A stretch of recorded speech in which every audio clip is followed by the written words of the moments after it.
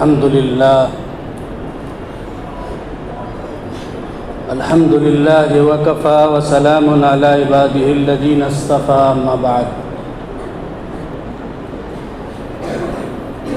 فقد قال الله تبارك وتعالى في القرآن المجيد والفرقان الحميد أعوذ بالله من الشيطان الرجيم بسم الله الرحمن الرحيم إنما يخشى الله من عباده العلماء وعن أنس بن مالك رضي الله تعالى عنه قال رسول الله صلى الله عليه وسلم من أجود جودا قالوا يا رسول الله الله ورسوله أعلم قال الله أجود جودا ثم أنا أجود بني آدم ثم أجودهم من بعدي رجل علم علما فنشره يأتي يوم القيامة أميرا وحده أو قال أمة واحدة صدق الله العظيم وصدق رسوله النبي الكريم ونحن على ذلك من الشاهدين والشاكرين قابل قدر حضرت محتمم صاحب دامت برکاتہم اور دیگر اساتذہ کرام اور مہمانان اعظام اور عزیزان گرامی، اصل بات تو ہمارے بڑے اساتذہ کرام آپ حضرات کے سامنے کریں گے۔ میں بزرگوں کی چند باتیں بغیر کسی ترتیب کے آپ حضرات کے سامنے رکھنا چاہتا ہوں۔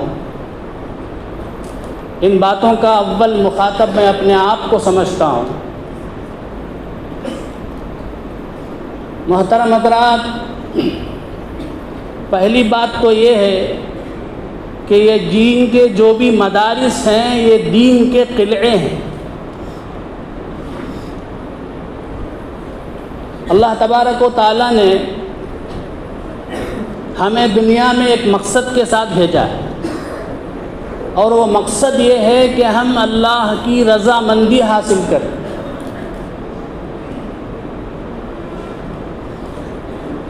حضرت قطب الاقطاب شیخ الحدیث مولانا محمد زکریا رحمۃ اللہ علیہ فرماتے تھے، ایک بات کہتا ہوں غور سے سنو، نہ یہ بیعت اصل ہے، نہ ذکر و شغل اصل ہے، نہ یہ مدارس اصل ہیں، نہ یہ خانقاہیں اصل ہیں۔ کوئی مجھ پر فتویٰ نہ لگا دے، میں آگے بڑھ کر کہتا ہوں نہ یہ نماز اصل ہے، نہ زکوٰۃ اصل ہے، نہ روزہ اصل ہے۔ پھر اصل کیا ہے؟ حضرت نے فرمایا اصل یہ ہے کہ بندہ اللہ سے لپٹ جائے، بندے سے اللہ راضی ہو جائے۔ اصل یہ ہے۔ ایک آدمی مسجدیں بنواتا ہے، مدرسے بنواتا ہے، خانقاہیں چلاتا ہے، ذکر و شغل میں ہمیشہ مشغول رہتا ہے، تعلیم و تعلم میں مشغول رہتا ہے، لیکن کوئی ایسی غلطی کرتا ہے جس سے اللہ اس سے ناراض ہو جاتا ہے، تو پھر یہ ساری محنتیں سب بیکار ہیں۔ تو ایسے معلوم ہوا کہ اصل جو ہے وہ اللہ کی رضا ہے۔ اس کے مقابلے میں ایک دوسرا شخص نہ تو کوئی مسجد بناتا ہے، نہ کوئی مدرسہ بناتا ہے، نہ کوئی تعلیم و تعلم میں مشغول رہتا ہے، نہ کوئی تدریس میں اور درس و تدریس میں مشغول رہتا ہے، کوئی بھی نہیں کرتا، لیکن کفر میں رہتا ہے۔ آخر وقت میں اللہ کی رحمت اس کی طرف متوجہ ہوتی ہے اور وہ ایمان لے آتا ہے، پھر اللہ تعالیٰ اسے کسی ایسے کام کی توفیق دیتے ہیں جس سے اللہ راضی ہوتا ہے، اسی حالت پر اس کا انتقال ہو جاتا ہے، تو وہ کامیاب ہے، وہی جو ہے اللہ کوئی رضامندی پانے والا ہے۔ تو اس سے معلوم ہوا کہ اصل جو مقصود ہے وہ اللہ کی رضا حاصل کرنا۔ اب سوال یہ ہے کہ اللہ کی رضا ہمیں کیسے حاصل ہوگی؟ کیسے معلوم ہوگا کہ اللہ کون سے کام سے راضی ہوتا ہے، کون سے کام سے ناراض ہوتا ہے؟ تو اللہ تبارک و تعالیٰ نے اس کے لیے روز اول سے حضرات انبیاء علیہم السلام کو انسانوں کے پاس بھیجا۔ 1,24,000 انبیاء کو بھیجا۔ ہر ایک نبی نے آ کر اپنے لوگوں کو بتلایا کہ یہ فلاں کام ہے، اس سے اللہ راضی ہوتا ہے، یہ فلاں کام ہے جس سے اللہ ناراض ہوتا ہے، یہاں تک کہ ہمارے نبی حضرت محمد مصطفیٰ صلی اللہ علیہ وسلم پر سلسلہ نبوت کو ختم فرمایا۔ آپ صلی اللہ علیہ وسلم نے اپنے قول سے، اپنے عمل سے، اپنے ہر ایک حالت سے امت کو بتلایا کہ وہ کون سے کام ہیں جن سے اللہ راضی ہوتا ہے اور وہ کون سے کام ہیں جن سے اللہ ناراض ہوتا ہے۔ اب سوال یہ ہے کہ آپ صلی اللہ علیہ وسلم پر نبوت کا سلسلہ ختم، آپ کے بعد قیامت تک آنے والے جو انسان ہیں انہیں کیسے معلوم ہوگا کہ کون سے کام سے اللہ راضی ہوتا ہے، کون سے کام سے اللہ ناراض ہوتا ہے؟ تو اللہ کے نبی صلی اللہ علیہ وسلم نے اس سلسلے میں ہماری رہبری فرمائی۔ نبی کریم صلی اللہ علیہ وسلم نے فرمایا العلماء ورثۃ الانبیاء، علماء انبیاء کے وارث۔ ابھی جو میں نے حدیث پڑھی اس میں اللہ کے نبی صلی اللہ علیہ وسلم نے حضرات صحابہ سے خطاب کر کے پوچھا، بتاؤ من اجود الناس جودا، لوگوں میں سب سے بڑا سخی کون ہے؟ صحابہ نے کہا اللہ اس کا رسول زیادہ جانتا ہے۔ تو نبی کریم صلی اللہ علیہ وسلم نے فرمایا اللہ اجود جودا، سب سے بڑا سخی، سخاوت میں سب سے بڑا جو ہے وہ اللہ رب العزت کی ذات۔ ثم انا، پھر آپ کے بعد، اللہ کے بعد سارے انسانوں میں سب سے بڑا سخی ہوں۔ پھر آپ نے فرمایا اجودہم من بعدی، میرے بعد لوگوں میں سب سے بڑا سخی وہ شخص ہے رجل علمہ، جس نے علم حاصل کیا، ثم نشرہ، پھر اس نے علم کو پھیلایا۔ ایسا شخص قیامت کے دن تنے تنہا ایک مقتدا، ایک پیشوا بن کر حاضر ہوگا، بہت سارے لوگ اس کے پیچھے جو ہے پیروی کرنے والے ہوں گے، اور ایک روایت میں ہے امت واحدہ، ایک امت بن کر حاضر ہوگا۔ تو معلوم ہوا کہ یہ علماء جو ہیں یہ انبیاء کے وارث ہیں، یہ امت کو بتلاتے ہیں کہ وہ کون سے کام ہے جن سے اللہ راضی ہوتا ہے، وہ کون سے کام ہے جن سے اللہ ناراض ہوتا ہے۔ دنیا میں دین کی لائن سے مختلف محنتیں چل رہی ہیں، مدارس کی لائن سے محنتیں ہو رہی ہیں، مساجد کی لائن سے ہو رہی ہیں، مکاتب کی لائن سے ہو رہی ہیں، اور مراکز کی لائن سے ہو رہی ہیں، تبلیغ کی لائن سے ہو رہی ہیں، مسلم اسکولوں کے، اسلامک اسکولوں کے ذریعے سے محنتیں ہو رہی ہیں، رفاہی خدمتوں کے ذریعے سے محنتیں ہو رہی ہیں، یہ سب دین کی محنتیں ہیں۔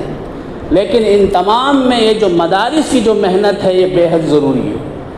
ذرا تصور کر کے دیکھیں، یہ ساری محنتیں ہوں لیکن مدارس کی محنت نہ ہو، مدارس نہ ہو، تعلیم و تعلم کا سلسلہ ختم ہو جائے تو چند سالوں میں، 20 سال میں، 25 سال میں، 50 سال میں، 100 سال میں پوری دنیا میں ایک عالم بھی موجود نہیں رہے گا۔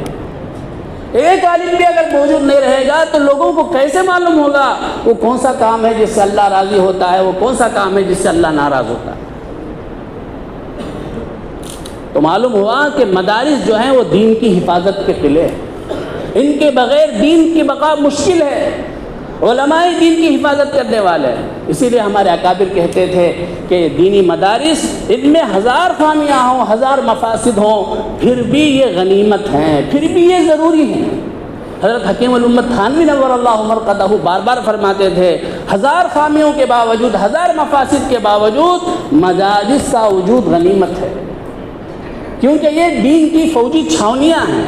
جس طرح ایک ملک کی جو فوجی چھاونی ہوتی ہے وہ ملک کی حفاظت اس کے ذمہ ہوتی ہے، اور ملک جو ہے اس پر اپنا بہت بڑا خرچہ صرفہ جو ہے لگاتا ہے، کروڑوں روپے ان پہ صرف کرتا ہے۔ مقصد کیا ہے؟ دشمن کی طرف سے ملک پر حملہ ہو تو یہ فوجی جو ہے ملک کی حفاظت کرے۔ اسی طرح سے یہ مدارس جو ہے فوجی چھاونیاں ہیں، یہاں پڑھنے پڑھانے والے سب کے سب خدا کے سپاہی ہیں، خدا کے دین کے سپاہی ہیں۔ جب بھی دین پر حملے ہوتے ہیں کسی بھی طرح سے یہی سپاہی جا کے جو ہے اس کا مقابلہ کرتے ہیں، اس لیے مدارس کا وجود بے حد ضروری ہے۔ ایک بات تو یہ ہے۔ دوسری بات میں اپنے عزیزوں سے جو اس سال سند حاصل کرنے والے ہیں یہ کہنا چاہتا ہوں کہ آپ کو سند فضیلت عطا کی جائے گی۔ ہم لوگ غلط فہمی میں رہتے ہیں کہ یہ عالمیت کی سند ہے، ہمارے اساتذہ نے، ہمارے مدرسے نے ہمیں سند دے دی ہے، بس اب ہم عالم ہو گئے۔ اپنے کو عالم کہتے ہیں فخر سے۔ اگر کوئی اپنے کو عالم نہ کہے یا مفتی نہ کہے تو اس سے ناراض ہو جاتے ہیں، لیکن ہمارے اکابر کی شان یہ تھی کہ کبھی بھی وہ اپنے آپ کو عالم نہیں کہتے تھے، اپنے کو ادنا طالب علم سمجھتے تھے۔ کیوں؟ عزیزان گرامی، یہ جو سند دی جا رہی ہے آپ کو، عالمیت کی سند نہیں ہے، بلکہ یہ سند ہے کہ آپ کے اندر عالم بننے کی صلاحیت آ چکی ہے، استعداد آ چکی ہے۔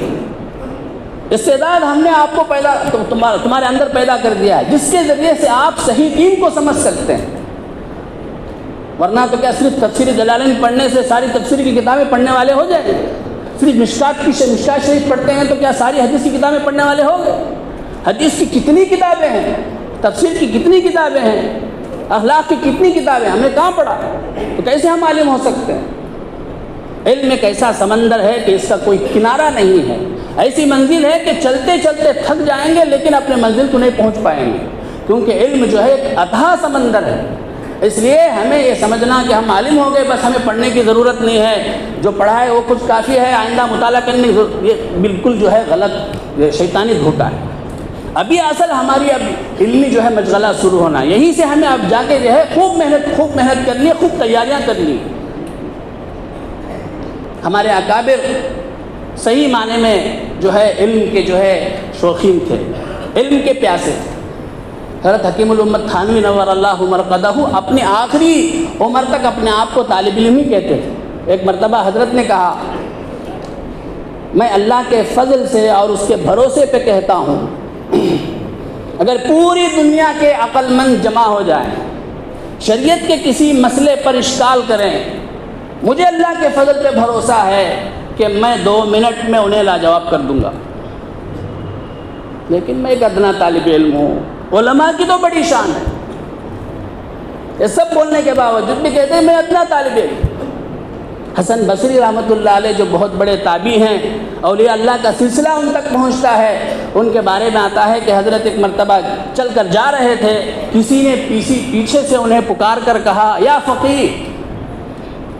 حضرت نے سمجھا کسی اور کو بلا رہے ہوں گے، مڑ کر نہیں دیکھا، دوبارہ پکارا، سہبارہ پکارا، پھر وہ شخص قریب آ کر کہا کہ اے فقیہ، میں تمہیں ہی بلا رہا ہوں۔ تو حضرت نے اس سے کہا، تم جانتے بھی ہو فقیہ کسے کہتے ہیں؟ انما الفقیہ الزاہد فی الدنیا الراغب الی الآخرہ۔ فقیہ وہ ہے جو دنیا سے بے رغبتی رکھتا ہو اور آخرت کی فکر میں ہمیشہ رہتا ہو، یہی فقیہ ہے۔ تم نے فقیہ کا معنی ہی نہیں سمجھا۔ جو کوئی انہیں فقیہ کہتا تھا اس پہ غصہ ہوتے تھے، اس پہ جو ہے تو اسے تنبیہ کرتے تھے۔ تو یہ تھی ہمارے اکابر کی شان، کبھی بھی وہ اپنے آپ کو عالم، بڑا فقیہ نہیں سمجھتے تھے۔ جو علم حاصل ہو گیا اسی پہ قناعت نہیں کرتے تھے اور مزید علم حاصل کرتے تھے۔ حضرت مولانا اعجاز علی رحمۃ اللہ علیہ، جن کے فتاوے سے فتاوی دارالعلوم بھرا پڑا ہے، ان کے بارے میں حضرت مفتی شفیع صاحب رحمۃ اللہ علیہ فرماتے ہیں، جب ان کا انتقال کا وقت قریب ہوا تو حضرت کے ہاتھوں میں استفتاء تھا، اسی کو پڑھ رہے تھے، اسی حالت میں ان کا انتقال ہو گیا اور وہ استفتاء جو ہے ان کے سینے کے اوپر گر گیا۔ تو ہمارے اکابر کی یہ شان تھی کہ وہ آخری لمحے تک علم میں مصروف رہتے تھے، علم میں مشغول رہتے تھے۔ امام ابو یوسف رحمۃ اللہ علیہ کا واقعہ تو مشہور ہے کہ جب وہ مرض الوفات میں تھے تو ایک شاگرد ان سے ملنے کے لیے، ان کی عیادت کے لیے تشریف لے گئے۔ تو عیادت کے وہ پوچھنے کے بعد، حال معلوم کرنے کے بعد، امام ابو یوسف رحمۃ اللہ علیہ نے فوراً اپنے شاگرد سے پوچھا، بتاؤ جمرات کی رمی پیدل افضل ہے یا سوار ہو کر کرنا افضل؟ تو شاگرد نے کہا کہ حضرت چونکہ پیدل میں مشقت زیادہ ہے اس لیے جو ہے پیدل افضل ہے۔ حضرت نے کہا کہ نہیں۔ شاگرد نے کہا کہ پھر تو سوار ہو کر کرنا افضل ہوگا۔ تو امام ابو یوسف رحمۃ اللہ علیہ نے کہا نہیں، پہلے دن کی رمی جو ہے سوار ہو کر کرنا افضل ہے، اس لیے کہ نبی صلی اللہ علیہ وسلم نے ویسے ہی رمی فرمائی۔ باقی جو دن ہیں ان میں رمی جو ہے پیدل ہو کر کرنا افضل ہے، اس لیے کہ نبی صلی اللہ علیہ وسلم نے یہی جو ہے نبی صلی اللہ علیہ وسلم کا عمل ایسا ہے۔ وہ شاگرد کہتے ہیں اسی علمی مشغلے میں مصروف رہ کر میں حضرت کو چھوڑ کے گھر سے باہر نکلا، 2-3 قدم ہی نکلا تھا تو گھر کے اندر سے رونے کی آوازیں آ رہی۔ تو مطلب یہ کہ ان کا انتقال ہو گیا۔ تو آخری دم تک ہمارے اکابر جو ہے علمی مشغلے میں مصروف رہتے تھے۔ اس سے معلوم ہوا کہ ہمیں یہ سمجھنا کہ ہم تو بس عالم ہو گئے، اب ہمیں مزید کی ضرورت نہیں، یہ نہیں ہے، بیکار کی بات ہے، دھوکہ ہے۔ ہمارے اکابر کی شان یہ تھی کہ وہ آخری دم تک علمی مشغلے میں رہتے تھے، کبھی بھی علم سے وہ مستغنی نہیں ہوئی۔ ایک بات تو یہ، دوسری بات، تیسری بات یہ ہے کہ علم جو ہے صرف جان لینے کا نام نہیں ہے، علم جو ہے وہ زندگی میں اتارنے کا نام ہے۔ جب تک ہم علم حاصل کر کے اس کو اپنی زندگی میں نہ اتاریں تو وہ بے جان ہے، بے روح ہے۔ حضرت مفتی شفیع صاحب رحمۃ اللہ علیہ فرماتے ہیں علم جب حاصل ہوتا ہے تو وہ عمل کو پکارتا ہے، اگر عمل اس کا جواب دیتا ہے تب تو علم رہتا ہے، اگر عمل اس کا جواب نہیں دیتا ہے تو علم جو ہے وہ رخصت ہو جاتا ہے۔ تو علم میں جان اس وقت آئے گی جب کہ اس علم پر عمل ہو۔ مشکوٰۃ شریف میں یہ روایت موجود ہے، حضرت عمر بن الخطاب رضی اللہ عنہ نے حضرت کعب احبار رحمۃ اللہ علیہ سے پوچھا من ارباب العلم، اہل علم کون ہے؟ تو کعب احبار رحمۃ اللہ علیہ نے جواب دیا الذین یعملون بما یعلمون، اہل علم وہ ہیں جو اپنے علم پر عمل کرتے ہیں، علم پر عمل کرنے والے ہی اہل علم ہیں۔ حضرت عمر رضی اللہ عنہ نے پوچھا فما اخرج العلم من قلوب العلماء، پھر کس چیز نے علم کو علماء کے دل سے نکال دیا؟ تو حضرت کعب احبار رحمۃ اللہ علیہ نے جواب دیا الطمع، حرص اور لالچ نے، دنیا کی حرص، مال کی حرص، عزت کی حرص، جاہ کی حرص، مرتبے کی حرص، عہدے کی حرص، ان چیزوں نے علماء کے دل سے علم کی نورانیت کو نکال دیا۔ تو معلوم ہوا کہ ہمارے اکابر کے نزدیک علم وہی ہے جس پر عمل ہو۔ ایک آدمی نماز کے سارے مسائل جانتا ہے لیکن نماز پڑھتا ہے اور مسائل کے خلاف، تو کیا فائدہ ہے؟ تو علم میں جان اس وقت آئے گی جب کہ ہم جو کچھ ہم نے پڑھا ہے، جو کچھ ہم نے جانا ہے اس پر عمل کریں۔ مشکوٰۃ شریفی میں حدیث میں ہے، اللہ کے نبی صلی اللہ علیہ وسلم نے فرمایا ان من اشر الناس عند اللہ منزلۃ یوم القیامہ عالم لا ينتفع بعلمہ، اللہ کے نزدیک قیامت کے دن سب سے بدترین شخص وہ ہوگا جو اپنے علم سے فائدہ نہیں اٹھائے گا۔ تو اس لیے سب سے پہلا کام یہ ہے کہ ہم نے جو کچھ جانا ہے پہلے ہم عمل کریں۔ ہم امت کو کہتے ہیں تو پہلے اس پر ہم عمل کریں، تبھی جو ہے ہماری بول میں اثر ہوگا، ہماری بات میں اثر ہوگا۔ تو علم میں جان اس وقت آئے گی جب کہ ہم عمل کریں، اور عمل میں جان اس وقت آئے گی جب کہ ہمیں اللہ کا عشق پیدا ہو، ہمارے اندر عشق پیدا ہو۔ حضرت مفتی شفیع صاحب رحمۃ اللہ علیہ فرماتے ہیں صرف جان لینا، صرف علم افضل ہوتا تو ابلیس سب سے افضل ہوتا، کیونکہ اس نے امام راضی رحمۃ اللہ علیہ جیسے جبل علم کو جو ہے شکست دے دیا، وہ افضل ہوتا، لیکن وہ افضل نہیں ہے، وہ تو مردود ہے، ملعون ہے۔ کیوں؟ حضرت حکیم الامت تھانوی نور اللہ مرقدہ کا مقولہ مشہور ہے، حضرت فرماتے تھے ابلیس کے اندر 3 عین تھے، ایک عین نہیں تھا۔ ابلیس کے اندر 3 عین تھے، ایک عین نہیں تھا، جس کی وجہ سے وہ مردود ہو گیا۔ عالم ہونے کا عین تھا، عابد ہونے کا عین تھا، عاقل ہونے کا عین تھا، عالم بھی تھا، عابد بھی تھا، عاقل بھی تھا، لیکن عاشق ہونے کا عین نہیں تھا اس کے اندر، جس کی وجہ سے جب اللہ کا حکم ہوا کہ تم آدم کے سامنے سجدہ کرو تو اس نے حجت بازی کی، اس نے نہیں مانا۔ اگر وہ عاشق ہوتا عالم ہونے کے ساتھ، عابد ہونے کے ساتھ، تو وہ عشق اسے ابھارتا کہ اللہ کا حکم سب سے بڑا ہے، اللہ کا حکم سب سے بڑا ہے، چاہے میرے عقل مانے نہ مانے، چاہے میرا علم اس کے موافق ہو نہ ہو، اللہ کا جب حکم آ گیا تو میں مانوں گا۔ تو مانتا تھا لیکن نہیں مانا، مردود ہو گیا۔ وجہ یہ ہے کہ اس کے اندر جو ہے عشق خداوندی نہیں تھا۔ تو بزرگوں اور دوستو، علم میں جان اس وقت آئے گی جب کہ ہمارے علم میں جان ہو، اور علم میں جان اس وقت آئے گی جب کہ ہمارے اندر عشق خداوندی ہو۔ اور عشق خداوندی کیسے حاصل ہوگا؟ اللہ والوں سے تعلق قائم کرنے سے۔ ہمارے جتنے بھی اکابر گزرے ہیں حضرت قاسم نانوتوی رحمۃ اللہ علیہ، حضرت رشید احمد گنگوئی رحمۃ اللہ علیہ، حضرت حکیم الامت تھانوی نور اللہ مرقدہ، حضرت حسین احمد مدنی رحمۃ اللہ علیہ، حضرت زکریا رحمۃ اللہ علیہ، حضرت خلیل احمد سہارنپوری رحمۃ اللہ علیہ، حتیٰ کہ ہمارے بڑے حضرت محمد یعقوب صاحب رحمۃ اللہ علیہ، جتنے بھی ہمارے بزرگان دین ہم نے جن کو اپنی آنکھوں سے دیکھا ہے، سب کا سب جو ہے تعلق کسی اللہ والے سے، حتیٰ کہ جتنے اساتذہ الحمدللہ ہمارے مدرسے میں آپ حضرات کو پڑھا رہے ہیں، ان کا بھی کسی نہ کسی اللہ والے سے تعلق ہے۔ تو اس سے معلوم ہوا کہ یہ ضروری ہے، بے حد ضروری ہے، تعلق مع اللہ، اللہ والوں سے تعلق، اللہ والوں کی صحبت ضروری ہے۔ اس کے بغیر ہمارے علم میں جان نہیں آئے گی، ہمارے عمل میں جان نہیں آئے گی۔ ایک صاحب نے حضرت قاسم نانوتوی رحمۃ اللہ علیہ سے پوچھا کہ حضرت آپ تو اتنے بڑے عالم ہیں، اور امداد اللہ مہاجر مکی رحمۃ اللہ علیہ جن سے آپ بیعت ہیں، وہ تو قاعدے کے عالم بھی نہیں ہیں، وہ تو قاعدے کے عالم بھی نہیں ہیں، آپ ان کے پاس کیوں جاتے ہیں؟ ان سے کیوں بیعت کیے ہوئے؟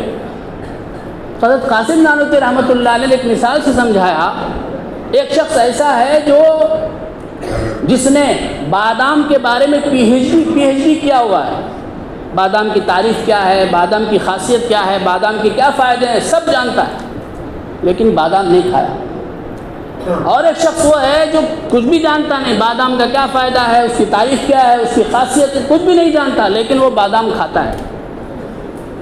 بتاؤ دونوں میں سے افضل کون ہے؟ تو اس نے کہا کہ جو کھاتا وہی افضل ہے۔ ٹھیک اسی طرح سے ہم نے علم کو جانا، دین کو جانا، فلسفہ کو جانا، اور دین کے علم کے جتنے بھی باب تھے، جتنے بھی فروع تھے، جو ہم نے سب کچھ حاصل کیا، لیکن اس کا جو حقیقی ذائقہ ہے، اس کا جو اصل مزہ ہے، وہ ہم کو جو ہے حاجی امداد اللہ صاحب رحمۃ اللہ علیہ کے پاس ملا۔ انہوں نے بادام بنا کر ہمارے منہ میں رکھ دیا کہ لو کھاؤ۔ تو معلوم ہوا کہ ہمارے علم میں جان اس وقت آئے گی جب کہ عمل ہو، اور عمل میں جان اس وقت آئے گی جب کہ ہمارے اندر عشق خداوندی ہو۔ اس لیے درخواست ہے میرے عزیزوں سے کہ آپ فوراً جو ہے اپنا تعلق کسی اللہ والے سے جو معتبر ہوں، مستند ہوں، جو صحیح مسلک والے ہوں، ان سے اپنا تعلق قائم کریں، اور ان سے بار بار ملیں، ان سے اپنے احوال کی اطلاع دیتے رہیں اور اس پر اتباع کرتے رہیں۔ چوتھی بات یہ ہے کہ ہم اپنی ذات کے حد تک علم کو محدود رکھنے کے لیے ہم یہاں نہیں آئے، یہ مدرسہ اس کے لیے قائم نہیں ہوا۔ پہلے اپنی ذات کو جو ہے اس علم کا محور بنائیں، اپنی ذات پر عمل کو لائیں، اس کے بعد ہم نے جو کچھ علم حاصل کیا ہے یہ امانت ہے جو ہمارے اساتذہ نے ہمیں عطا فرمائی ہے، تو اس کو امت تک پہنچانا ہے۔ چاہے آپ کوئی بھی بن جائیں، امام بن جائیں، چاہے مدرس بن جائیں، کوئی بھی دین کا کام کریں تو تڑپ کے ساتھ، ایک فکر کے ساتھ، ایک کڑن کے ساتھ، اس فکر کے ساتھ جو نبی کریم صلی اللہ علیہ وسلم کے اندر تھی، اسی فکر کے ساتھ جائیں، ایک ایک آدمی کے پاس اس دین کو پہنچائیں۔ ہمارے استاد محترم حضرت مولانا محمد مبارک صاحب دامت برکاتہم، جو اس وقت الحمدللہ ختم نبوت کے لین سے بڑی محنت کر رہے ہیں، حضرت نے ایک موقع پر فرمایا، ایک صاحب حضرت شیخ زکریا رحمۃ اللہ علیہ کے پاس آئے، 6-7 مہینے آپ کی خدمت میں رہے، بیعت ہوئے، آپ کی خدمت میں رہے۔ جب وہ قابل ہو گئے تو حضرت زکریا رحمۃ اللہ علیہ نے انہیں خلافت کی دولت سے مالا مال کیا، اور انہیں کہا کہ یہ جو میں نے امانت تمہیں دی ہے، اس کو جاؤ اپنے علاقے میں جا کے تقسیم کرو، کوئی تم سے بیعت کے لیے کہے تو اس سے بیعت کرو۔ تو صاحب گئے، 1 سال اپنے علاقے میں رہے، اس کے بعد جب واپس آئے تو حضرت نے پوچھا، بولو بھائی کیا کام ہوا؟ تو ان صاحب نے کہا کہ حضرت میں انتظار کرتا رہا، کوئی بھی مجھ سے بیعت لینے کے لیے نہیں آیا۔ تو حضرت فرماتے ہیں کہ حضرت شیخ زکریا رحمۃ اللہ علیہ کی آنکھوں میں آنسو آ گئے، کہنے لگے کہ پیارے یہ انتظار کرنے کا زمانہ نہیں ہے، بلکہ تھوڑی پکڑ کر دین پہنچانے کا زمانہ ہے، تھوڑی پکڑ کر دین پہنچانے کا زمانہ ہے۔ ہمارے حضرت محمد مبارک صاحب دامت برکاتہم فرماتے ہیں، یہ 50-60 سال پہلے کا واقعہ ہے۔ اس زمانے میں اگر حضرت شیخ زکریا رحمۃ اللہ علیہ ہوتے تو حضرت فرماتے کہ پیارے یہ انتظار کرنے کا زمانہ نہیں ہے، بلکہ پاؤں پکڑ کر دین پہنچانے کا زمانہ ہے۔ تو بزرگوں اور دوستوں، میرے عزیزان محترم، یہ ایسا زمانہ ہے، ہر طرف فتنے ہیں، ہر طرف جو ہے فتنے جنم لے رہے ہیں، دین پر ڈاکے ڈالے جا رہے ہیں، اسلام کے بارے میں شکوک و شبہات پیدا کیے جا رہے ہیں۔ ایسے وقت میں ہمیں آگے بڑھ کر جو ہے دین کا کام کرنا ہے۔ امامت کر رہے ہیں تو جمعے کا بیان بہت اہم ہوتا ہے، تو اس میں ایسے ہی وقت ٹالنے کے لیے رسمی طور پر کوئی مطالعہ کر لیے، کوئی چھوڑ کم دیکھ لیے، وہ اٹھا کے جا کے بول دیے، نہیں، یہ موقع ہے، یہی موقع ہے مطالعہ کرنے کا۔ ایک عنوان آپ متعین کر لیجئے، اس سلسلے میں قرآن آیات کو جمع کیجئے، اس سلسلے میں احادیث کو جمع کیجئے، اس سلسلے میں ہمارے بزرگوں کے جو بھی ارشادات ہیں انہیں جمع کیجئے۔ وہ ساری باتیں 1-2 دن پہلے سے تیاری کر کے جا کے آپ سنائیں گے تو اس کا فائدہ ہوگا۔ تڑپ کے ساتھ سنا، ایک فکر کے ساتھ سنا۔ ایسے ہی ہفتہ واری درس قرآن کا سلسلہ جاری رکھیں، یہ بھی بہت ضروری ہے۔ تفسیر کا سلسلہ امت کو معلوم ہی نہیں ہے قرآن میں کیا ہے۔ میں جب پڑھا کرتا تھا تحرم یا پنجم، اس وقت اپنے گاؤں میں تراویح پڑھاتا تھا، تو ظہر کے بعد 10-20 منٹ تفسیر کرتا تھا۔ الحمدللہ اس کا بڑا اچھا اثر ہوا۔ لوگ آ کر کہنے لگے، حضرت کتنی باتیں ہیں قرآن میں، شرک کے بارے میں، توحید کے بارے میں، یہ معلوم ہی نہیں تھا ہمیں۔ تو بیچارے کیا معلوم، وہ تو بس فضائل اعمال لیے یہی باتیں سنتے رہتے ہیں۔ اب قرآن کے اندر جو باتیں ہیں، احادیث کے اندر جو باتیں، وہ ساری باتیں کیسے سامنے آئیں گی ان کے اندر؟ تو اس کا اثر بڑا ہوا۔ ایسے ہی بہت سارے ہمارے فارغین کرام الحمدللہ درس قرآن کے سلسلے کو جاری رکھے ہوئے ہیں، جس کی وجہ سے ایک سارے نوجوان ان کے کنٹرول میں ہیں۔ ہمارے فارغین میں سے الحمدللہ بہت سے فارغین ایسے ہیں جو اس سلسلے میں بڑی اچھی محنتیں کر رہے ہیں۔ جب ہم وہاں گئے تو ہمیں دیکھ کے بہت جو ہے خوشی ہوئی۔ ہم ایک مرتبہ گئے، میں مولانا حبیب الرحمن صاحب دامت برکاتہ، رات کا 10 تھا، وہ ہمارے جو فارغ تھے مولوی محمد عثمان نندلور کے، وہ اس سلسلے میں محنت کر رہے ہیں۔ تو وہ جو ہیں فوراً ہم چونکہ پہنچے، اس لیے انہوں نے کیا کیا، اپنے نوجوان ساتھیوں کو فوراً بولا 5 منٹ کے اندر سب کو جمع کرو، پورے کے پورے آگے 40-50 تک نوجوان۔ اس کے بعد ہمارے حضرت نے ان کے سامنے نصیحت فرمائی۔ تو بولنے کا مطلب یہ ہے کہ اس وقت نوجوانوں کو اپنے کنٹرول میں، اپنے قابو میں رکھنے کی ضرورت ہے۔ نوجوان بھٹک رہے ہیں، انہیں کوئی رہنمائی کرنے والا نہیں۔ تو ہمارا کام ہے کہ ہم درس قرآن کی لین سے، اسی طرح سے تعلیم بالغان کے لین سے، مکاتب کے لین سے، محلے کے اندر جتنے بھی ہمارے نوجوان بچے، مسلمان بچے ہیں، ان تمام سے ہم جو ہیں جڑ کر رہے ہیں، ان کا ایک گروپ بنائیں، واٹس ایپ کا گروپ ہے بنائیں، اور اس میں اب دین کی باتیں ان کو پہنچاتے رہیں۔ تو اس کی وجہ سے جو ہے وہ ہم سے لگے رہتے ہیں، جڑے رہتے ہیں۔ کوئی بھی انہیں مسئلہ پیش آتا ہے تو ہم سے مشورہ کرتے ہیں۔ تو بہرحال مکتب کے لین سے، درس قرآن کے لین سے، درس حدیث کے لین سے، یہ سب جو ہے محنت کرنے کے ذرائع ہیں۔ اپنے اساتذہ کے مشورے سے بھی بہت ضروری ہے۔ خود اپنے اعتبار سے سوچ کر جو ہے کچھ بھی کرتے رہیں، یہ صحیح نہیں ہے، بلکہ ضروری ہے کہ اپنے اساتذہ سے برابر کانٹیکٹ میں رہیں، اب تعلق قائم رکھیں، اور ان کے مشورے سے یہ کام کرتے رہیں گے تو انشاءاللہ ہم صحیح معنی میں عالم ہوں گے، خادم دین ہوں گے۔ اللہ تبارک و تعالیٰ مجھے بھی، آپ کو بھی ان کہی ہوئی باتوں پر عمل کرنے کی توفیق عطا فرمائے۔ آمین وآخر دعوانا الحمدللہ۔